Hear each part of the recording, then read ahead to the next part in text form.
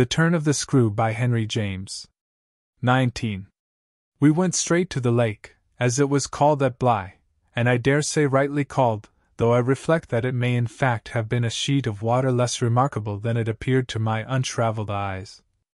My acquaintance with sheets of water was small, and the pool of Bly, at all events on the few occasions of my consenting, under the protection of my pupils, to affront its surface in the old flat-bottomed boat moored there for our use, had impressed me both with its extent and its agitation.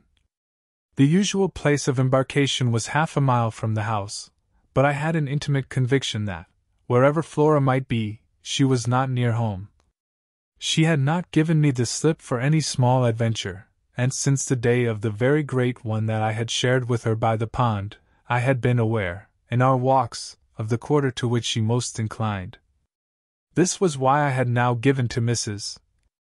Grose's steps so marked a direction that made her, when she perceived it, oppose a resistance that showed me she was freshly mystified. "You're going to the water, miss? You think she's in?" "She may be, though the depth is, I believe, nowhere very great. But what I judge most likely is that she's on the spot from which, the other day, we saw together what I told you." "When she pretended not to see? With that astounding self-possession? I've always been sure she wanted to go back alone. And now her brother has managed it for her." Mrs. Grose still stood where she had stopped. "You suppose they really talk of them? I could meet this with a confidence.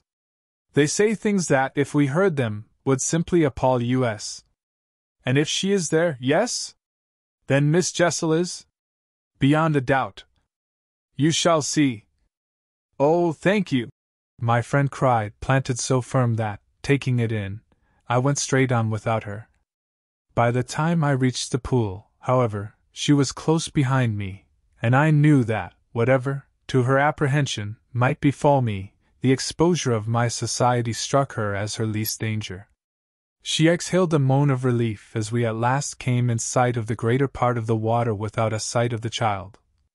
There was no trace of Flora on that nearer side of the bank where my observation of her had been most startling, and none on the opposite edge, where, save for a margin of some 20 yards, a thick copse came down to the water.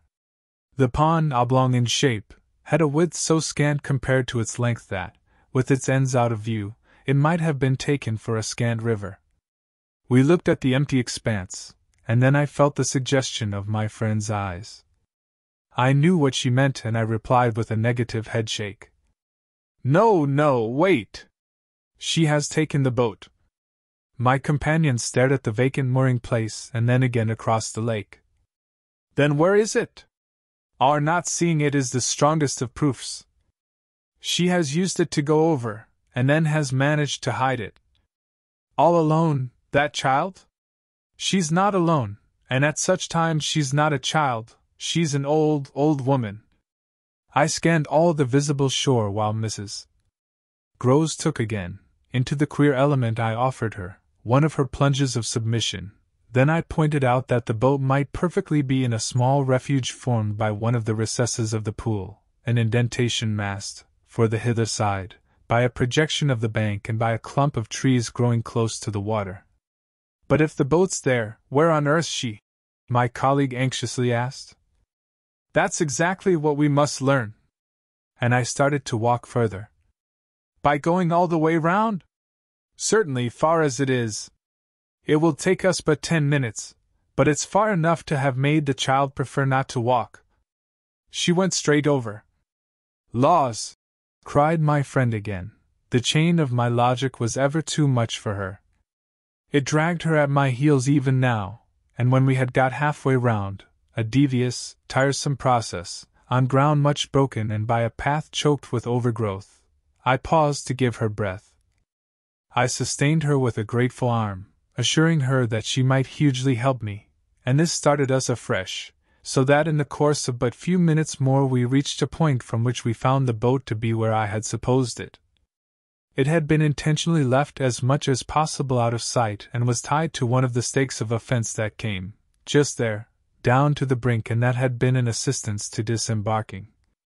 I recognized, As I looked at the pair of short, thick oars, quite safely drawn up, the prodigious character of the feat for a little girl. But I had lived, by this time, too long among wonders and had panted to too many livelier measures. There was a gate in the fence, through which we passed, and that brought us, after a trifling interval, more into the open. Then, "There she is!" we both exclaimed at once. Flora, a short way off, stood before us on the grass and smiled as if her performance was now complete. The next thing she did, however, was to stoop straight down and pluck tea as if it were all she was there for, a big, ugly spray of withered fern. I instantly became sure she had just come out of the copse. She waited for us, not herself taking a step, and I was conscious of the rare solemnity with which we presently approached her. She smiled, and we met, but it was all done in a silence by this time flagrantly ominous. Mrs. Groves was the first to break the spell. She threw herself on her knees and, drawing the child to her breast, clasped in a long embrace the little tender, yielding body. While this dumb convulsion lasted I could only watch it, which I did the more intently when I saw Flora's face peep at me over our companion's shoulder. It was serious now, the flicker had left it, but it strengthened the pang with which I at that moment envied Mrs.